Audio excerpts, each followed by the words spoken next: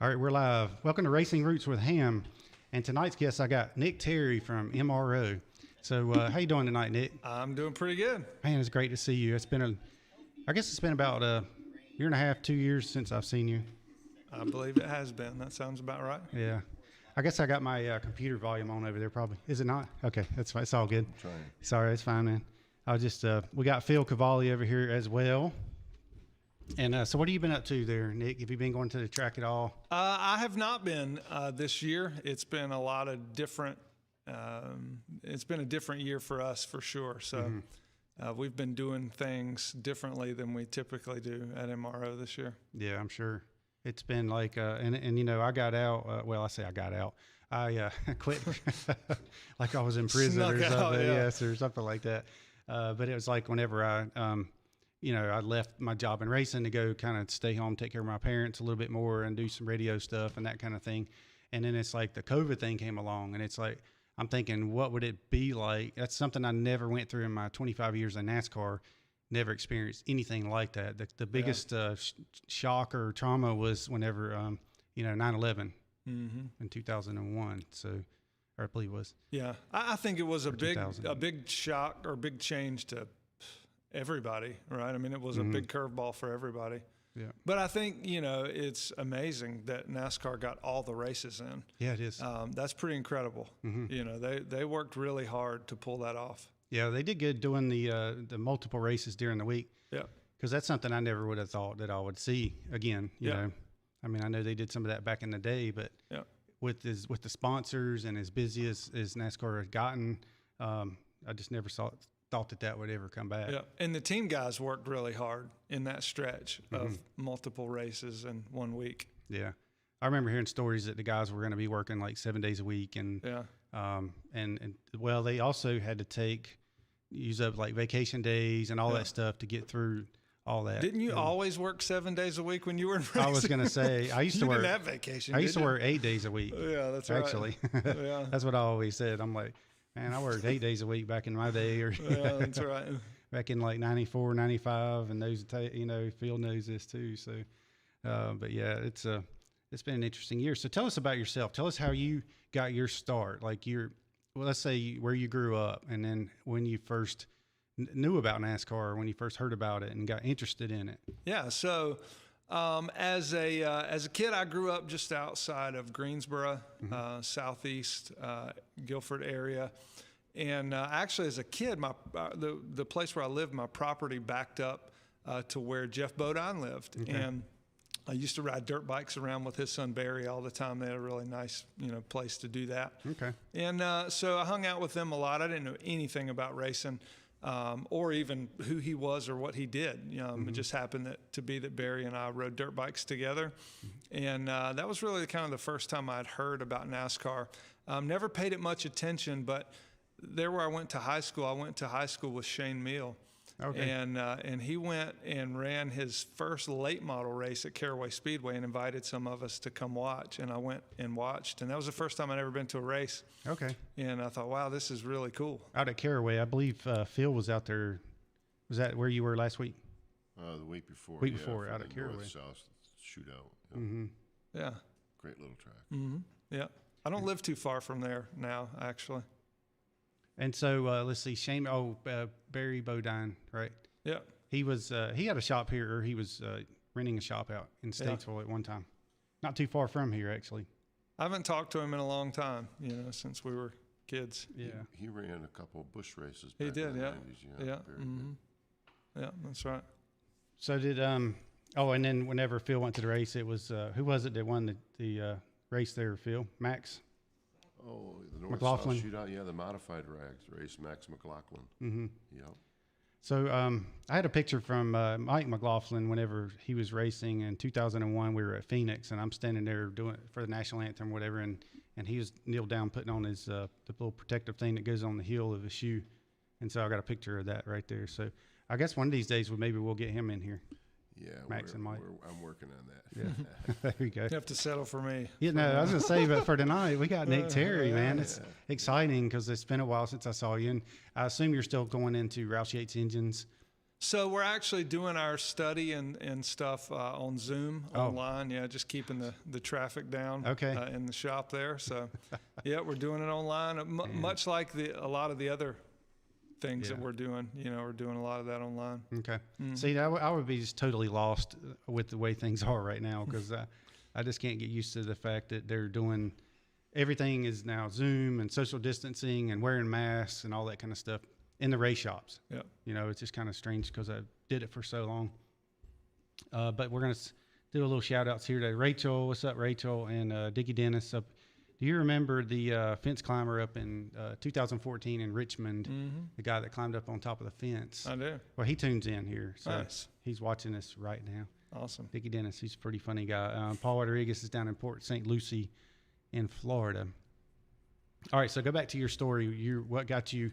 So you didn't know much about NASCAR. I didn't growing know. up in Greensboro. No, I guess. I didn't know much about racing at all. And I went to that race at Caraway, and I was about a year out of high school, and so I was going to have to grow up eventually, right? And I was like, what am I going to do? For work? What is my career going to be? And I still didn't know. And so I kind of asked some of the people there. I'm like, do people do this for a living? And they said, no, not really at this level, but at the NASCAR level, people do it for a living. And I had grown up playing stick and ball sports, and so I liked the idea of the pit crew stuff. I liked the idea of the cars and the competition and all of it. And so I just set out and pursued that goal, that dream. Well, so you ended up being a Jackman, and I know for same with me. I played baseball and football. And so whenever I got to being a Jackman, that actually helped me to already be athletic and be able to do run around the car and know about the speed and all that kind of stuff. So I'm sure what sports did you play? Mainly golf, which doesn't really transition I got to pit crew stuff. Yes. But I mean, I played baseball as a kid, basketball, so, I like the competition, hand-eye coordination type stuff. So your son also plays golf? He does, yeah. He's 12 years old. He turns 13 in February, and he's really good. He's really good. Yeah, he's a good player. Good deal. So tell us about him, some of his achievements now. Yeah, so he's won the Donald Ross Jr. It's a national championship they have in December. He's won it the last 2 years in a row. He's competed in the U.S. Kids World Championship in the summer and a lot of other big tournaments. So, all right, very cool. He's been very successful. So how did you get hooked up with your first job in NASCAR? Yeah, so after I went to that race, I enrolled at Forsyth Tech Community College, and I went to their race car program, their tech program there. And Bill Wilder was the instructor, raced a lot of modified cars in the Winston-Salem area, and has raced for a long time. Okay. And so I was going to school during the day, and then I worked part-time for Taylor Motorsports, and I was crew chiefing Clay Campbell's limited late model car from Clay from Martinsville Speedway. Okay. And so I was taking care of his car and setting it up and taking it to the racetrack, and he'd come in and race at Caraway. And What year was that about? Oh man, that was 2000. Okay. Maybe, 2000, I think. Might have been 2001. Might have been 2001. Okay. Yeah. That was my last year going to the racetrack. It's a Jackman, but I started going to Concord Speedway out in 1990 was my first experience, and that was with Stanton Barrett and the old Wendy's car, and a bunch of other drivers were there. Dale Jr. was racing there then and stuff. So so you're just a little bit behind me on the time frame. That's why. I know I don't remember ever seeing you as a Jackman, as a fellow Jackman, because my last year was 2001. Yeah, I would have been a little bit after that. Yeah. So what year did you start doing that? So in 2002, I got hired at RCR. Okay. Bobby Hutchins hired me. Basically as an entry-level position. I was taking care of the pit stop car, and I would glue the lug nuts on the wheels for practice, and I'd drive the car in. And I would watch every pit stop. As soon as I'd hit the brake and stop the car, I'd watch. I wanted to be a Jackman. Right. And I'd watch every Jackman from every team, and I'd take a little bit from each one of them and kind of create my own style, And then after the day was over, I'd put the pit stop car away, and I just practice by myself for hours. Okay, that Yep. sounds like very similar to the way I got started. Yeah, a lot of That's hard cool. work. Yeah, for sure. And then you time yourself by the time you drop the jack on the right side, run around and jack Yep. up the other side. Seemed like it was like 6 seconds. I mean, I don't know. It seemed like that was around the time that you wanted to be. I don't remember. Yeah. You might have been like 4. Who knows? I think it was a little faster than that. Yeah, so it just seems like it was something like that. I don't remember. Yeah. Yeah. Maybe that was the time. I don't know. I'll have to. Maybe I could try it again and just see if I can replicate You might it. be in 6 seconds now. Yeah, I might be. Yes. I think it was about 3 something when I was doing it. Oh, is that right? I think so. Yeah. Yeah. Okay. Well, then I must be thinking about something else. It was a long time ago, after all. It's 20 years ago. Yeah. So yeah, for sure. What's up? Troutman family's tuned in, and Rachel Rodman and Charlotte, as I mentioned. So, and Dawn Clark. So good to see y'all on here. All right. So continue. So how many years did you do that, and what teams did you work for? Yeah. So in 2003, I got to fill in for one of the guys who. So okay, let me back up a little bit. The first year I got hired at RCR, I was pitting, going over the wall on the weekends for Toby Robertson, who was T. Wayne Robertson's son. Okay. And when he was driving Hooters Pro Cup series. And so I'd go on the weekends and I'd pit his car. And then I would come back during the week and I'd drive the pit practice car at RCR. And one day, one of the guys wasn't available to come to practice. Yeah. And so David Smith was the pit coach. Oh yeah. And I said, David, I can fill in. Just let me fill in. And they all kind of looked at me like, what do you mean? I'm like, and then I told them what I'd been doing. Yeah. And so I got to fill in there, and did a practice stop with the Busch Series guys at RCR. And you could tell once I did it, they were like, wow, it was a pretty good pit stop. And so, you know how it goes. If you do a good job, one door opens another door. Oh yeah, absolutely. And that's what happens. Yeah. And so every time that door opens just a touch, you got to take advantage of that opportunity. Yeah, for sure. Yep. So that's kind of how that started. I remember David Smith. He was Jackman for Earnhardt for a while there. He was. And before he passed away, we used to talk on Facebook quite a bit. And I had made a comment on one of my posts that Earnhardt ran over my foot on the pit stop, because Earnhardt would try to cut you off coming in the pits. And so he ran right over the edge of my foot. Yeah. Because I would, come back with the jack, and there was my foot back here. And so David Smith said, yeah, he said, I told him one time, he said he did that one time. And he said he looked at Earnhardt and said, you better not ever do that again. He said, because we're a pit crew too, and we're on a team, and you're doing that. So how'd you like if somebody else done that to us? So anyway. He was a great guy. Yeah. And just a great man of faith. Yes. And he stuck by his convictions. But I remember once I finally made it to one of the teams, and I showed up, to practice, and I was officially, on the team. And he looked at us and he said, if you do good, and you do good, and you do good, it'll be good. Yeah. So, wow. Makes a lot of sense. That makes a lot of sense, doesn't it? Yes. So we just do good. Yeah. That was the coaching. Yeah, that's cool. And he was right. Yeah, that's the teamwork aspect of it. So Phil, we got any input on that? You got any questions from anybody? Just Earnhardt expected perfection. Yeah.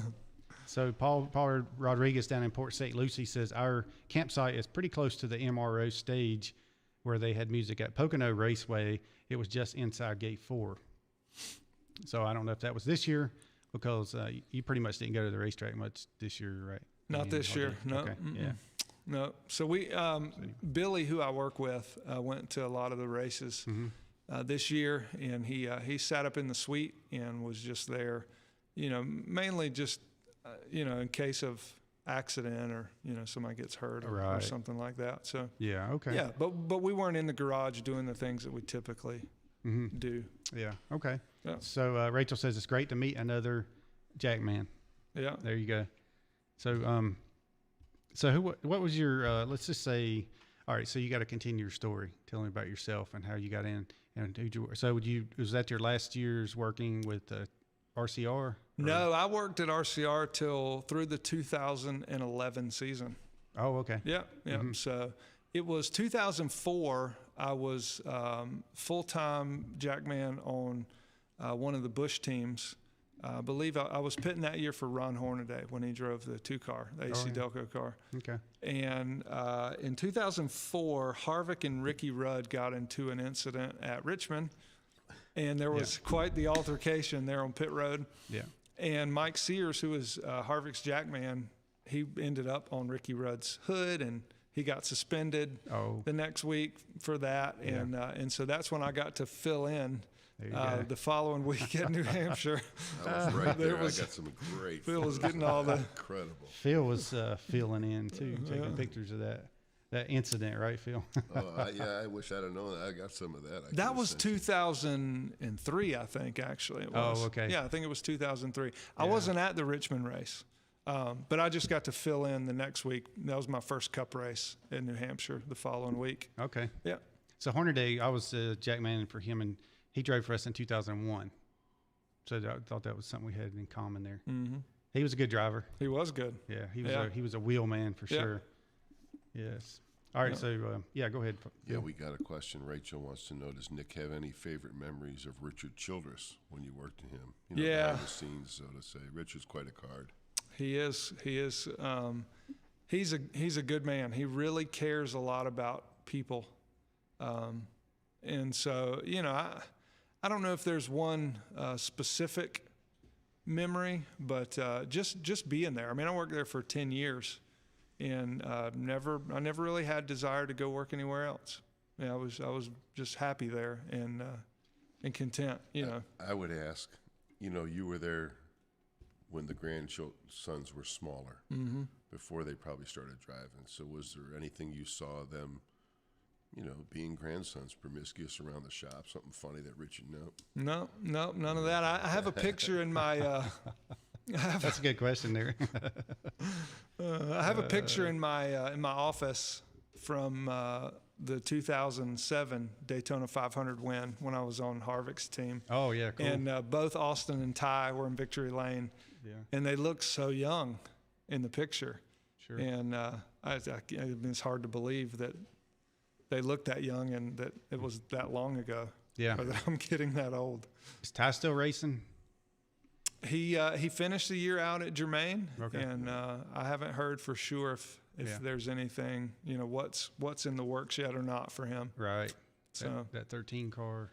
Yeah, so that charter went to Michael Jordan's team and Denny Hamlin's team. So I think Ty will get it right. He's got a lot of talent. Yep, he sure does. So did you ask that question from Rachel? About Nick? Yeah. Childress. So I know we were talking about Childress, but I didn't. Yeah, that's the one I started asking. Okay. Yep. Yeah, I can imagine working at Childress would have been a very cool place to work. Yeah. So did y'all end up going like on race day with the rest of the race teams? We had the Race Day Express, but the Childress team didn't ever travel with us on that. No, yeah, we the most of the time that I worked there, they had their own planes, and we flew out of Lexington. Oh, okay, yeah, that makes sense. Yeah, yeah. Yeah, they had those big black planes with the DEI. I'm sorry, No, that was the DEI. they were white with a red stripe, I think. Okay. Yeah, and they had them through 08 or 09, something like that, maybe. Very cool. Yeah, so it was a good place to work. Still have a lot of good friends over there. So yeah, I'm sure. So then, what was your last year working there, and then what made you decide to get off the road as far as being a Jackman? Oh man, it was a complete career change for me. Yeah. To go into full-time ministry. Sure. And so now I work for the ministry that ministered to me and cared for me for so many years. Mm-hmm. Yeah. Very cool. I sat in so many of their chapel services as a crew guy, and they helped me navigate, a lot of the things. It all kind of, I had this moment after that Daytona 500 win in 2007, where really I felt called to ministry. Yeah. And I don't want to, preach No, it's on fine. your show, but No, man, go for it's it. a significant moment for me because I'd worked. I'd gone from knowing nothing about racing or really not that many people, Right. to working my way up to being on a Cup pit crew and winning the Daytona 500. Yeah. And, we stayed Sunday night, and then Monday you get to push the car in the museum and do different things like that. And it was really cool.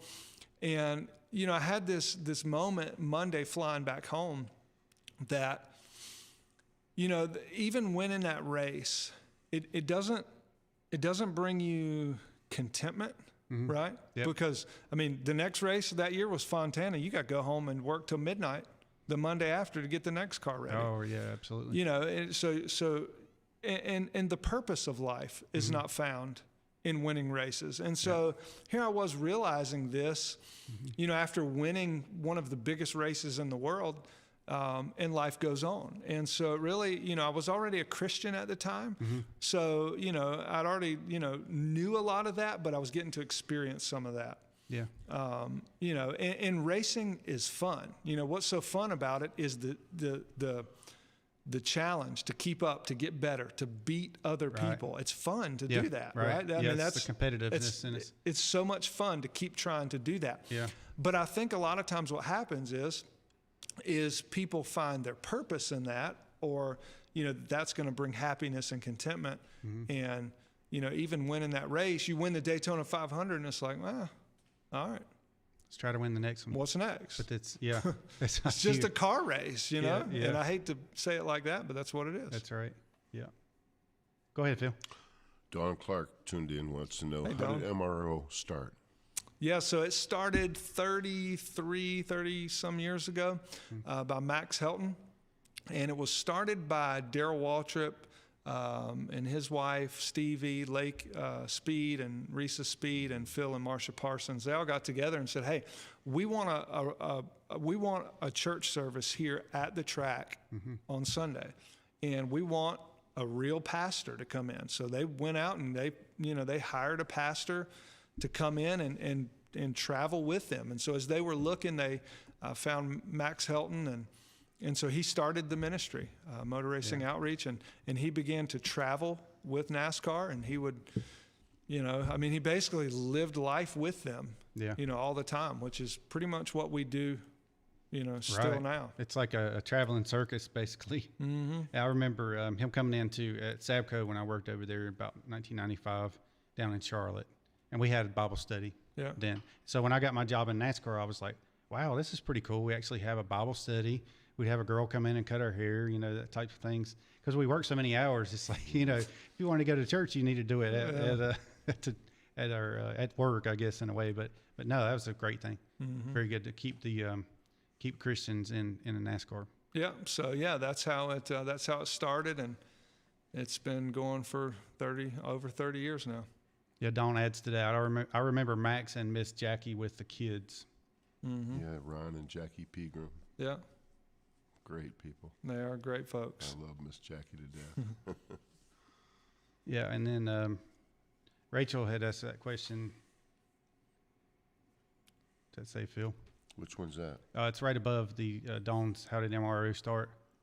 Oh, okay. What would Nick say about inspiring others to Christianity in a world becoming hostile to Jesus Christ's world? Yeah, well, I think that's biblical. I think facing more hostility is actually showing to be more true. Like, that's what the Bible says it's going to be. It's not going to get easier. It's going to get more difficult to be a Christian. True. And so we shouldn't be caught off guard by that. In fact, we should be encouraged by that.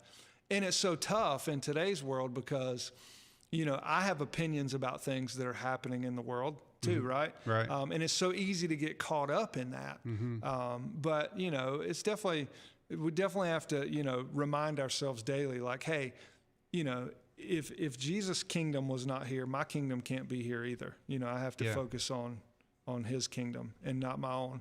And so a lot of the things that people are fighting over, right now are still people are going to be fighting over once we're long gone, right? Yes. And right. so that's I'm not saying they don't matter. They do matter, right? Those things are important because we want to leave a better place for our kids and grandkids if we can. And so we want to, fight to make things better, but we also have to, keep perspective on eternity. That's fine. You say that. It sounds exactly like what we were talking about in our church service Saturday night.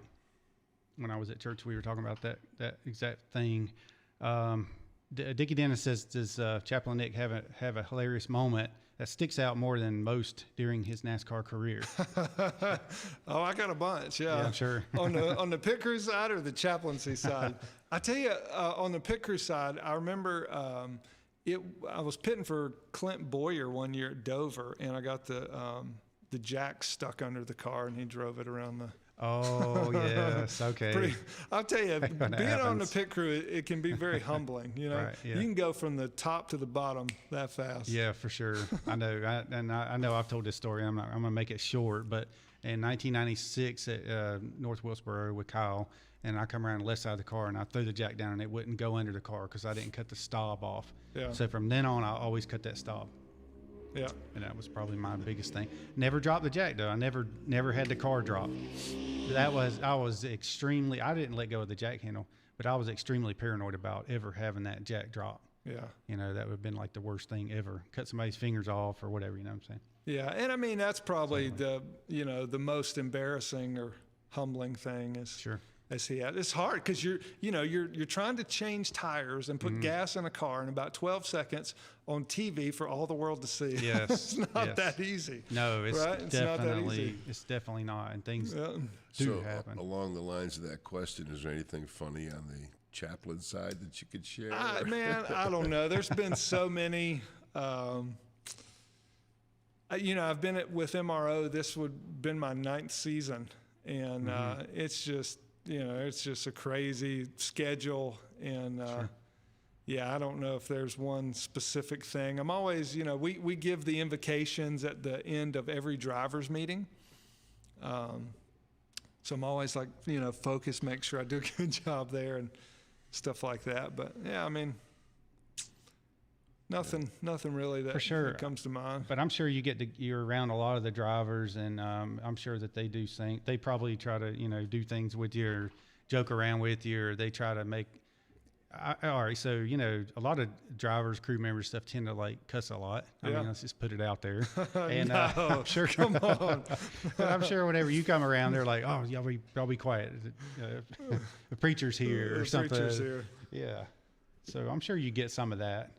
All right, but all right. So what is your favorite race team to go and visit on MRA? I'm just kidding. You don't have to answer that. But I'll go ahead and tell you mine was mine. Of course, it was the guys over at Roush Yates Engines. Mm-hmm. And I always enjoyed having you come in. Yeah. I mean, we had some really good Bible studies. I didn't want to miss it. And I know Doug thinks a lot of you, Yeah. Doug Yates. Yeah. And I mean, what a great guy. What a great team he's put together. Yeah. I can say this stuff now. I could have said it before, but I don't work for him anymore. Yeah. But anyway, I always look up to Doug, and I consider him like a brother to me, and I still keep in touch with him, and I always will. Yeah, he's a great man, great leader, and Jeff and all the folks over there. Absolutely. Jeff That's Clark. the only shop study that I lead, apart from. Okay. Yeah, so I feel, So part that's of it. their family. Yeah. So that's an easy answer for you. Your favorite one is the only one you do, right? Yeah, that's right. Yeah. But I thought it was cool. Doug brought you in there and said, "Hey, we're going to have you do the Bible study." Yeah. And then it turns out being really good because I think a lot of people get a lot out of it there. Yeah. I still get the message, text message. We had like a group message every Monday, Yeah. and one of the guys would send out a sermon or whatever, a scripture, every Monday, and I still get that. So I needed to, I was traveling like 28 races a year. Yeah. A few years ago, and one of the things about this job at MRO is it's more effective if you can go for the long haul, right? I mean, because you're building relationships. And so I talked to Billy, who I work with and work for over at MRO. I said, man, I really think I need to, cut maybe 3 or 4 races out of my schedule. I've got a wife and 3 kids, and just so I can manage that better. And he was all for it. And it wasn't but just like 2 weeks later that Doug reached out to me and said, hey, would you be interested in doing this study? Wow. And it was like, I didn't even have to think about it. Yeah. I was like, yep, I'll do it, because it was a great, trade-off for that time that I was going to have back on some of those weekends. Yeah, and you didn't have to get very far to do it. Yeah. Travel. You had said one door opens. Yeah. Another one. That's right. Yeah. And it was perfect timing. And so I think a lot of times, you know, we pray about stuff that we know we should do. Right. We should just do it. And I knew that was something I was supposed to do. Yeah. And so I didn't have to give it a whole lot of thought. The timing was just perfect. Go ahead, Phil. So I got a question. Yeah. You know, you talk about building relationships with the drivers, and I know that there's a whole lot more that I've seen behind the scenes in my years of what MRO does for the drivers and their families more so. Tell us some neat little stories, because I know you talk about being there Sunday for invocation and stuff like that, but you're there all weekend. What little things? I know you guys get together on Saturdays and have picnics and stuff in Pocono. They have for the children and the family gathering, and I think they have the Children's Olympics. Tell us a little stuff behind that, you know, off scene that goes on, the good things. Yep. So we have what's called our community center, which is like family outreach. And so they set up basically Thursday through Sunday all weekend. And they have families, the wives and the kids come over, and they, you know, have different programs that they do with them. And they do them throughout the course of the year at different events. So they'll do like a Father's Day Olympics in Michigan, and you know, and that's pretty funny because you get the dads out here, you know, you got these cup champions, and, you know, they're running with a spoon in their hand. That's right. It's really neat. I mean, a lot of fans don't realize there's a community inside that track. Yeah. And in that motorhome lot, there's a playground that MROs put at a lot of, you know, went through and put in their own money to put up at certain tracks and stuff. So it's neat. Yeah. And so, you know, it's funny to see these cup champions out there, you know, playing Twister, or what is it? The game with the chair. They walk around the chair against each other or whatever. Musical chairs. Musical chairs. Yeah, it's so funny, you know. Oh, yeah. But, you know, it's going to be, you know, we don't know exactly what the future holds, because what is that going to look like when we go to one-day shows? You know, will families be there on that same schedule? So we're trying to figure a lot of that out ourselves. But yeah, a lot of what we do is behind the scenes too. You know, meeting with people, and you know, been a part of a lot of weddings, you know, for people in our community and things like that, and, you know, studies and counseling and all kinds of stuff. I mean, we're there to walk with people and walk alongside of them, and to be there for them and to do life with them. Because, you know, a lot of times, and this goes for us too, when we watch things, you know, from a distance, it's easy to forget that there are real people doing real life in there. And regardless of the success or what things seem to be, you know, people are people, and we all go through difficulties. Right, so for sure. Rachel wanted to know, is there a way for fans to get involved with MRO? So we typically haven't. We used to have somebody who worked for us who did some fan outreach, but he's not doing that anymore. He's actually pastoring a church outside of Atlanta. So we haven't been as involved with fan type ministry over the last, you know, 4 or 5 years. But there is, you know, I mean, fans engage with us all the time, whether it be on our social media platforms. That's at Motor Racing Outreach. We do something kind of similar to what you do, and we've really started doing it, you know, more this year because we've had to, where we have people from inside the race community come on and talk about faith and things like that. Yeah. So that's fun, and that's a way for, you know, fans to engage with us that way.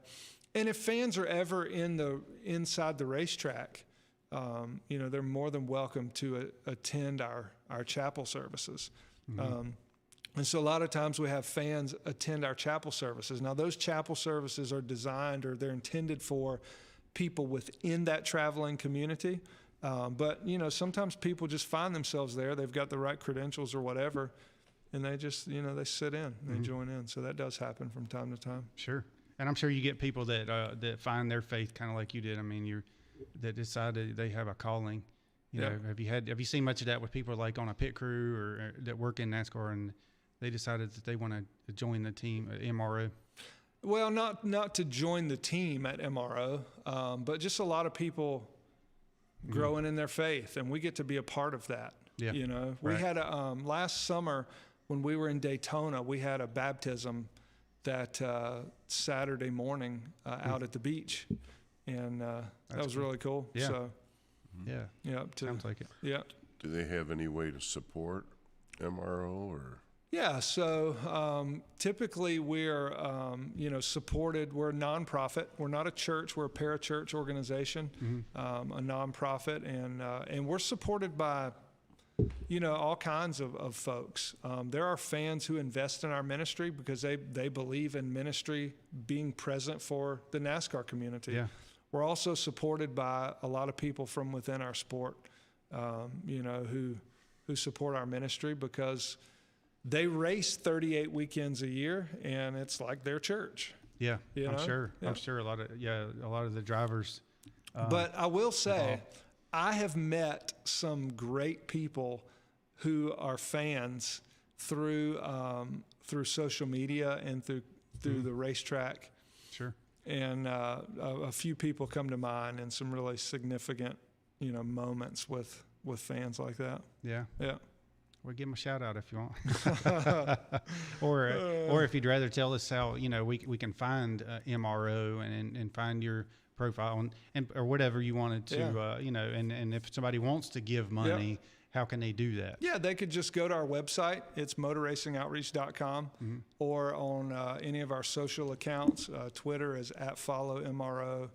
Instagram and Facebook are Motor Racing Outreach, and then mine is @Nick Terry MRO, Instagram and Twitter. But I have a love-hate relationship with social media, so sometimes I distance myself from it. Yeah, but it can be a very good thing, but there's also that thing called block. Yeah, mute. That works really well, and mute works really good too. So I know what you're saying. But I will tell you this one story about a fan I met, if it's okay. Really incredible story. I was working on the pit crew. And I heard this story about a baseball player who signed a verse of scripture whenever he signed stuff. And being on the pit crew, you always get fans that want you to sign stuff because they want the whole team. Yeah. Not that anybody knew who I was, but we'd still sign it as a team. Yeah. So I got in the habit of writing John 14, verse 6 under my name every time. Very cool. And it's when Jesus was talking to the disciples, and he said, I am the way, the truth, and the life. No man comes to the Father except through me. And so I'd sign that every time. For years, nobody would even, they'd look at it and maybe like give me an odd look and then walk off or something. Somebody asked me one time, they said, is that your fastest pit time? I was like, nope, that's not it. I'd be fired. But I had a lady reach out to me on Twitter one time, and she said, hey, you signed this thing on my hat. What does this mean? And so I responded to her, and I said, hey, why don't you email me, and we'll talk about it some more. And so she emailed me, and we talked about it back and forth. And she said, there's no way that God can love me because of some of the things I've done in my past. I said, oh, you're so wrong. Like, God does love you because you're saved by grace through his son, not your performance. I'm as messed up as you are. Like, all of us are broken and sinful. And so anyways, she got saved, and I went to her church in Raleigh and baptized her at her church. Wow. And then we were, so we have a daughter who's adopted from Uganda. Okay. And we've had her for 6 years, and we're going through the adoption process. And it's an expensive process to adopt from another country. Sure. And so we were just starting the process and trying to raise some funds for that. People who wanted to be involved, $50, $100, whatever. And so she reached out and said, hey, I want to help. You've been a blessing to me. I want to help you guys start that. And so she sent us a letter in the mail. And in that was checks for $10,000 to start the adoption process. How about that? And so I have an adopted daughter from Uganda who's named after her. Wow. Yeah. Very cool. And so I met her through just being a fan. What an incredible story. That is great. Yeah. Rachel asks, what are the ways that Nick would recommend fans to promote their faith? Well, I think it depends on your situation. I think it depends on, are you talking about through social media? Is she talking about in her own community? One of the things I tell people all the time is that your ministry is right where you are, right? Sure. Everybody you come in contact with. That's right. Yeah. Your ministry is right where your feet are planted, and so you don't have to do it as a vocation. And so, it says in Colossians, whatever you do it unto the Lord, as though you're serving him and not man. You are the temple. That's right. Yeah. And we get so caught up into serving man and really, quite frankly, serving ourselves, right? Right. We all have some tendency of selfishness. Yeah. And, and I think it's, denying self. And, if you look at it, I think the way I would answer that question, when the religious leaders asked Jesus, hey, what is the most important, how do you sum this up? And Jesus said, well, the law is summed up like this: love God with all your heart, love your neighbor as yourself. And if you do those two things, pretty much everything else will work itself out. Yeah, that's great. Yeah. That covers it. Man. Hello from Beer Man down in Daytona. He says, thanks for all that you do, Scott Trevison. I call him Beer Man because he was the Coors Light guy forever for Sterling and for Kyle Petty's when he started. And then Kenny Colesbeck says, great show, Dave. Kenny's Components. Yeah. Okay. Awesome. Fiber. Yeah. What you got, Phil? So I know you got some stories because you guys, Saturday afternoon, nothing to do. I know you ride a bicycle with Jimmy, and explain what that little group was like that would head out on Saturday afternoons. What was it, 5, 10, 15 different drivers? Probably 15 or 20, And after I quit going over the wall and I became a chaplain, they didn't make you do workouts anymore, right? So I was like, oh my goodness, I'm gaining weight like by the hour, it felt like. And so I had to do something different. And so I got into cycling because a lot of people were doing it.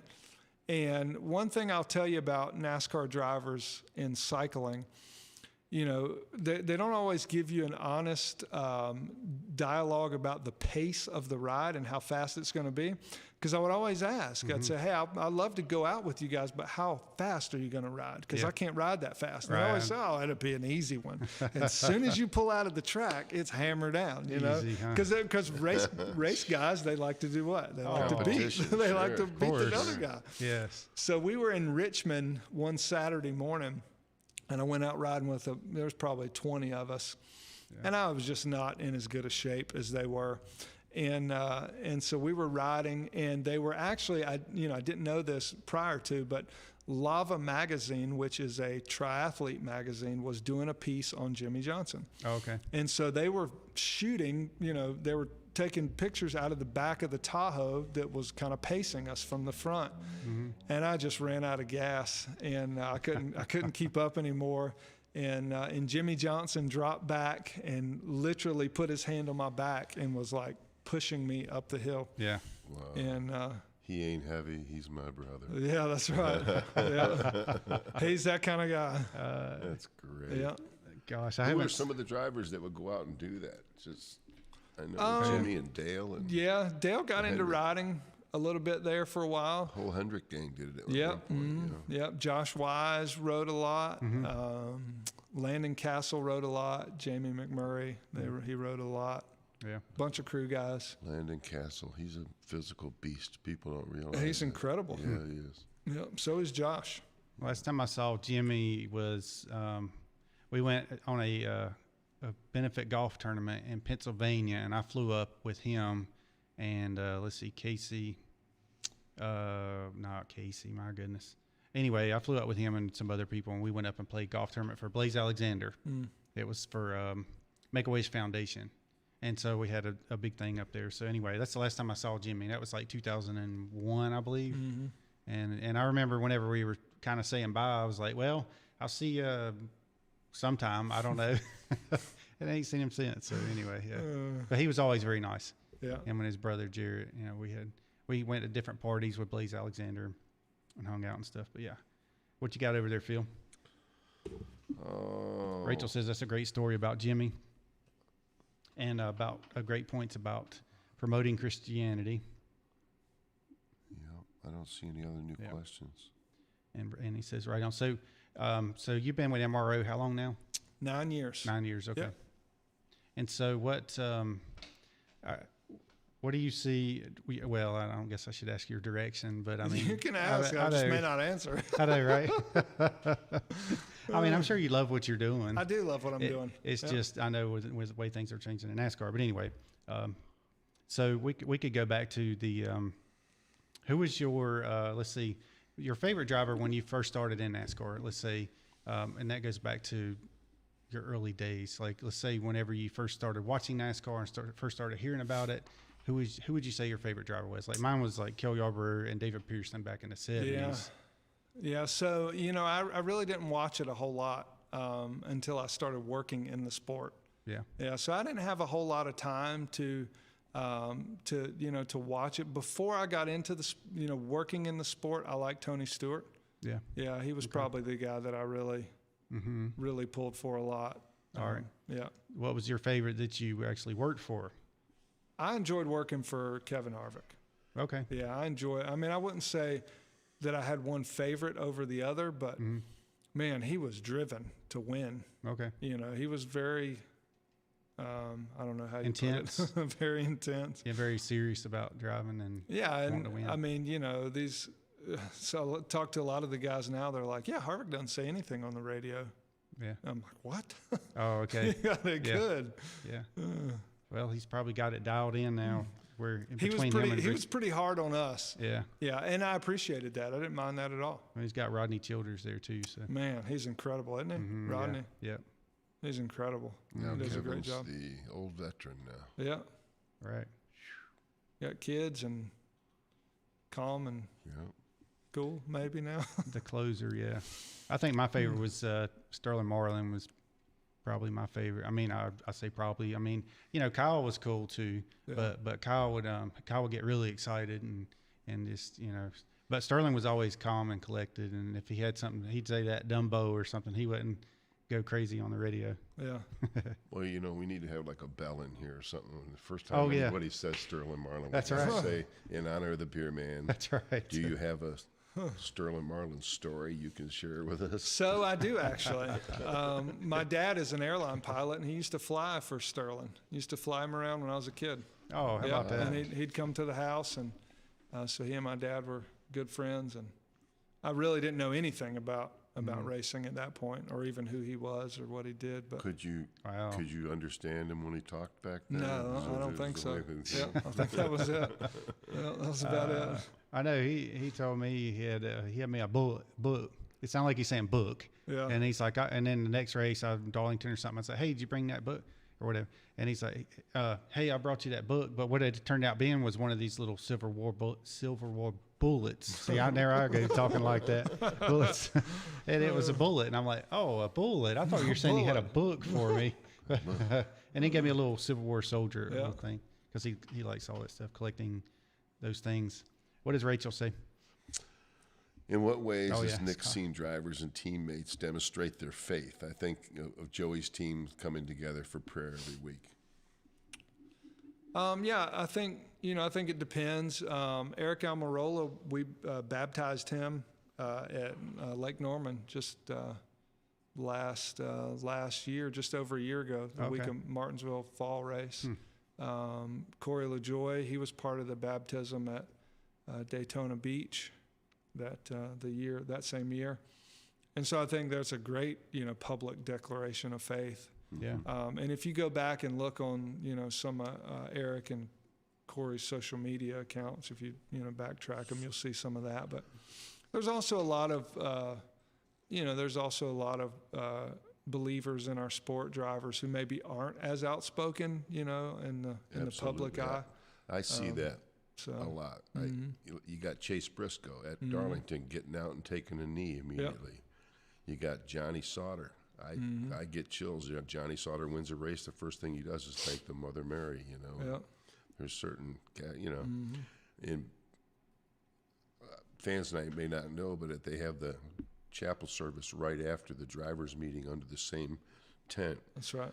And you would probably, in your mind, picture a lot of those drivers and crew chiefs and owners all vacating after the drivers' meeting, but you'd be amazed how many just stick around for the service. Yeah. They really do. It's quite a tight community that I've ever always witnessed for 30 years. Yeah, I think we have anywhere from 100 to 150, depending on the racetrack, people attend our chapel services in the Cup community. Wow. Yeah. So, the closer ones to home typically have more family members there. Yeah.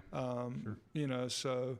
But I mean, we have a pretty large crowd, and it's pretty short. I mean, I normally share a message that's about 15 minutes long, you know, so that we can get them out of there and they can eat and get ready for the race. But going back to Chase Briscoe, he's one of my favorite guys. I love him. Just a good, he's a good young man. He's very humble. And so I officiated his wedding for he and his wife Marissa, and they're great folks. And one of the things I love about him is he races so hard. I mean, he's such a talented race car driver, and he gives 100%. But outside the car, he's very humble, and you know. Yeah, I had him do a call in on our radio when we were down at the other station. It's been about maybe 2 years ago. Year and a half, something like that. And at that time, it was just where he was just about maybe to be out of a ride kind of thing. And it was like Ford was trying to hang on to him. And then the good deal come along. And then now look at him. I mean, he's just taking off. And so, because there was like, man, it'd be a shame for Ford to lose him. And then now they've got him. So it looks like it's going really good for him too. He's great. Scott Felterhausen says, he was talking about Sterling here a little bit ago. And he said, I got wrecked by a bug-eyed dummy. That's the way Sterling used to talk. You know, he had his funny sayings. What's Rachel saying there, Phil? Rachel says, in what ways have you seen teams? Oh, wait, we already asked that, right? Oh, that's the one, okay. Scott wanted to know, he says he heard stories that Stevie Waltrip was instrumental in getting MRO up and going. Is it correct in that? That is correct. Absolutely correct. She was always a big advocate of faith. And, I'm sure plenty of people heard the stories about how she would write a tiny little scripture note and give it to Daryl in his race car. And then old Dale Sr. saw that and wanted to know what it was and turned around and asked Stevie to write him one every week, which she did. Yeah, she was instrumental in, you know, in helping MRO get started. And you know, Daryl is the chairman of our board still to this day. Okay. And, you know, that tradition that she passed on to Dale Sr., she passed on to Dale Jr.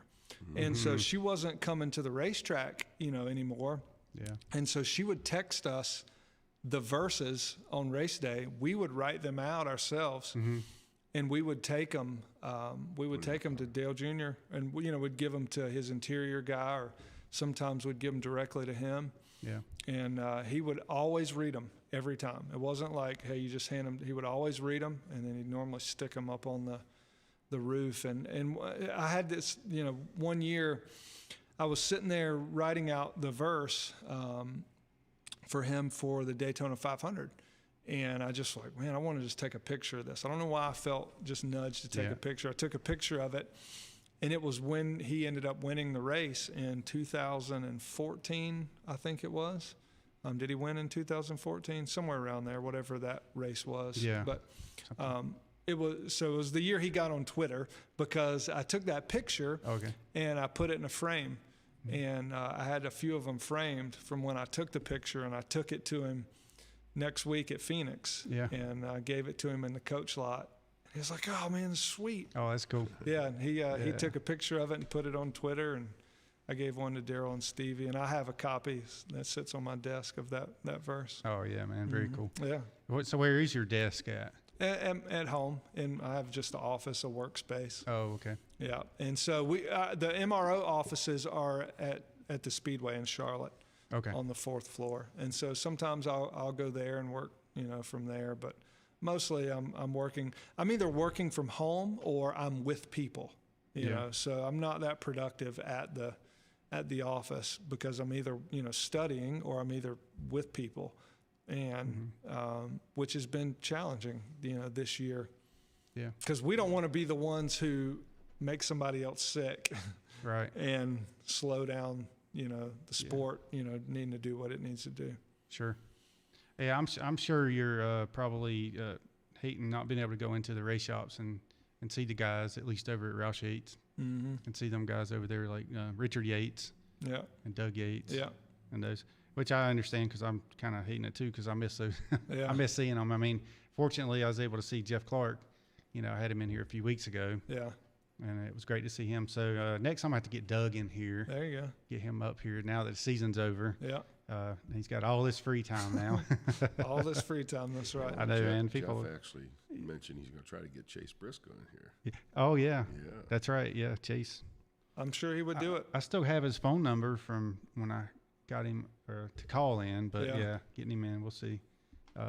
But yeah, to see Doug and Doug's comes from such a great family too. I mean, Yeah. Robert. I started working for him back in 2004, and yeah, what you got there? Let me see. Got a couple questions came in here. It's Hold on one Nick- second, Phil. No, you're good. You're good. Okay, I didn't know if you Yeah. were going to say something. No, Go ahead. you're good. All right, go ahead, Phil. what's your favorite Bible verse, or what verse means the most to you, and what particular verse over all others? So there's a verse that comes out of the book of Joshua, and I believe it's Joshua chapter 3, I think. I don't know the verse, but the context of it is Joshua is the next leader after Moses, right? And so he's leading the people of Israel. And this would be the sixth book of the Bible, right after the book of Deuteronomy. And so Joshua is now leading the people of Israel, and they get to the banks of the Jordan River. And they're there, and the other side of the Jordan River is the promised land, where God is going to lead his people. Mm-hmm. And they get to the bank of the Jordan River, and the Bible says, as soon as the feet of the priest touch the water, then I'll I'll stop the water from upstream, and you'll cross on dry ground. Now, this would have been the second time that God parted water. The first time was the Red Sea. Okay. And what I find so significant in that verse is that God doesn't need anybody to do anything for him to part water. He can do it all by himself, but he didn't. He required what? A step of faith. Mm-hmm. Yeah. Hey, are you going to trust me? Soon as you put your feet in the water and walk by faith, then I'll stop the flow of water, and you'll cross on dry ground. And I think a lot of times, we have, when you and I talked about this, before, like, we're often so worried about what's uncomfortable or the unknown. Yep. And it's hard to live by faith, right? Yeah. Because we want to know what the future holds, and we want to know all of these things. Mm-hmm. And so that's probably one of my favorite verses, because I try to live my life that way. Yeah. Like, hey, I'm just going to walk by faith. I'm going to step in. If I mess up, which I'm probably going to do, I believe God's going to make right what I made wrong. It's kind of like you can say all day long that you have faith, but until you take that first step, then that kind of proves that you actually you have the faith to take that step. That's right. And know that you're going to be taken Yeah. care of. Very cool. Monty Self. Oh, Monty, time to He go off says- air. He says, it sure is a pleasure working with Nick, man of hot and great chaplain. So Monty leads. He and his wife Melanie lead that outreach that we were talking about earlier for families, and they've been at MRO for 19 years now. Oh, wow. Yeah, and Okay. and so and Melanie, they followed Miss Jackie and Yes. Ron and all them, and so they've done a great job. Yeah, they're great folks. Yep. We want to give a shout out. Amy Terry came up with that verse that was in Junior's car that day, and that was Isaiah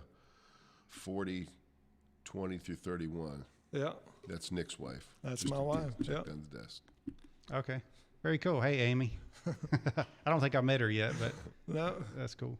yeah. So Now, how old are your kids? my son is 12, and my daughters are 10. And which And, one's the adopted one?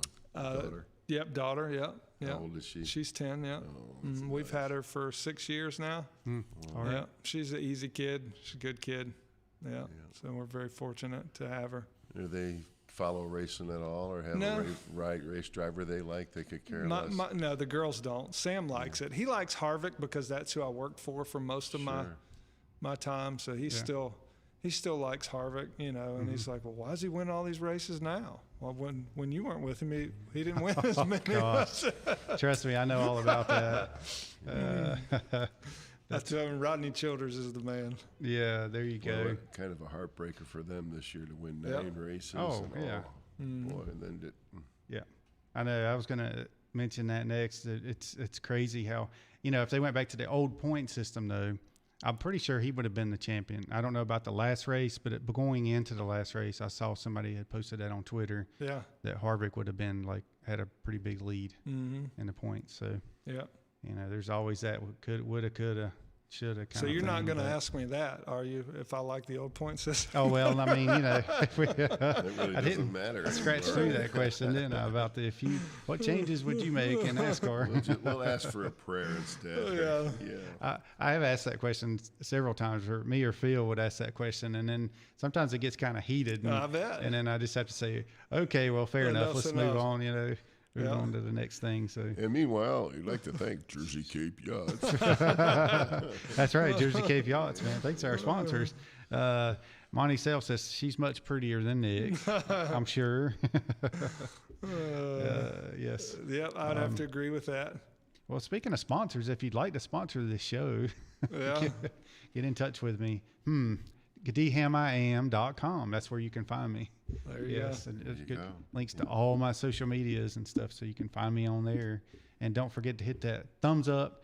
And we're not ending right this second, but I'm just saying, if you got any questions for Nick, you can come back, or Phil, you can come on here after the video's over with, and you can ask the questions. You can't ask them you can't ask them in the live chat once the stream ends, but you can definitely come back on. But bring them on now if you got them. Yeah, bring them on right quick. Of course, we're going to wrap it up here in a few minutes. So. There is one other one, and Rachel had a good question. Has Nick noticed any change in himself after joining MRO? Yeah. Maybe going from a crewman, like you said. Absolutely. Yeah, Yeah, absolutely. share that. Yeah, without a doubt. Every weekend, every year, you learn from your mistakes.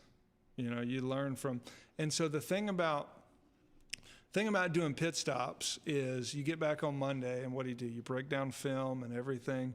Well, in ministry, you're dealing with people, and you try to not make mistakes because words hurt people, and saying things the wrong way, and having integrity, texting people back when they text you, and just like everything matters when you talk to people throughout a race weekend. Like every conversation matters in the things you say.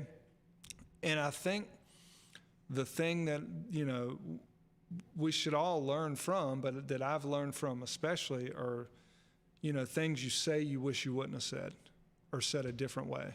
Yeah. Right. That's a real good point. Yeah. Because I know what you mean in the hustle bustle as a crew guy.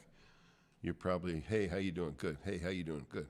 Yep. But not in your faction as the chaplain being there. You have to have that personal relationship and pay it. Yeah. Like you said, words mean things. Yeah.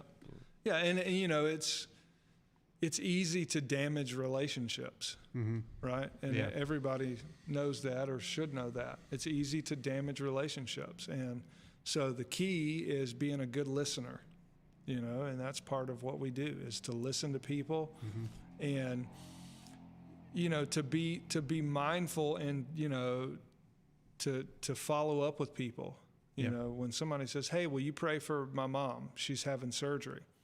Well, as a chaplain at MRO, what I need to do is make a note, and I use the reminder app on my phone all the time, but set a reminder to pray for that person's mom.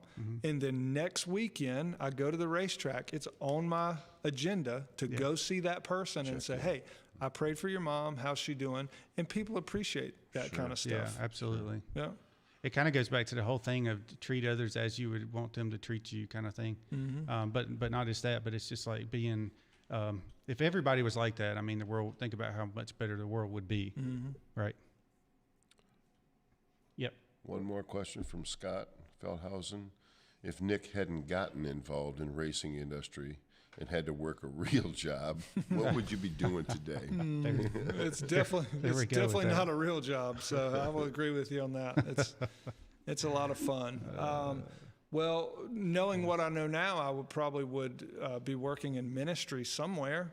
But I didn't become a Christian until I started working in racing. Yeah. Through the really the ministry of MRO, through the ministry I work for now. So I don't really know. I'm not sure. Yeah. Yeah. Your real job. That's what we have. A preacher listens to us on our radio station. He comes in here on Wednesdays, and people always joke about him not having a real job, but I mean, he's a full-time minister, and it's like, go on now, really.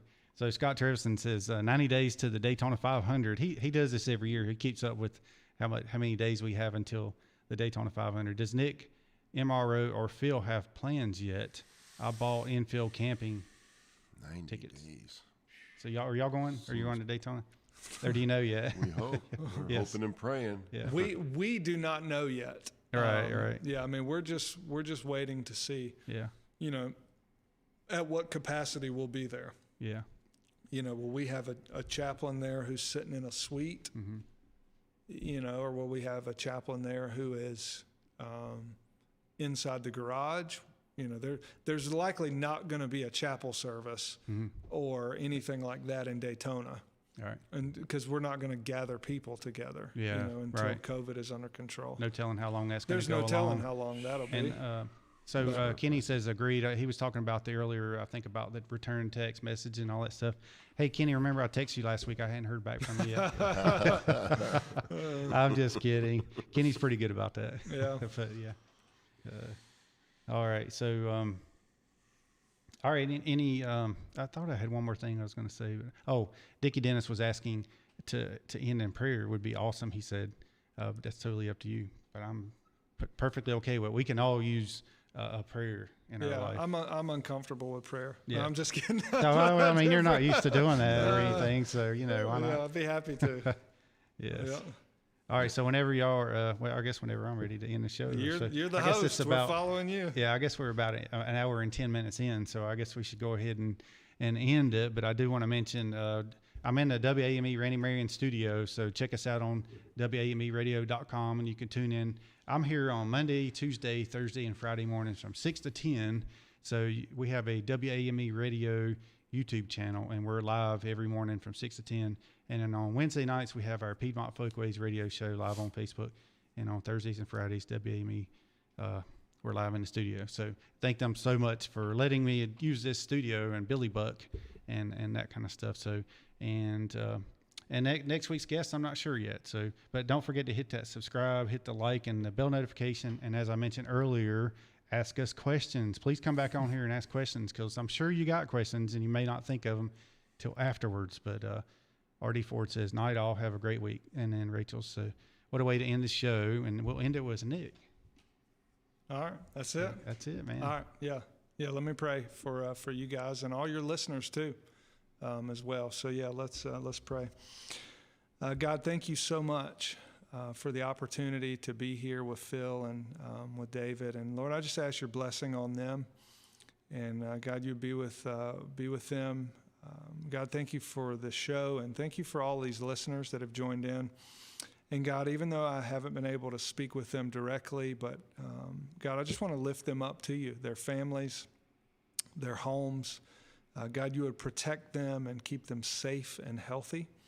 God, I thank you for the time that we've been able to share memories and laughter and fellowship and just so many great things that we discussed. And God, I pray for our sport. I pray that we get back to racing on time as the schedule has been laid out to be.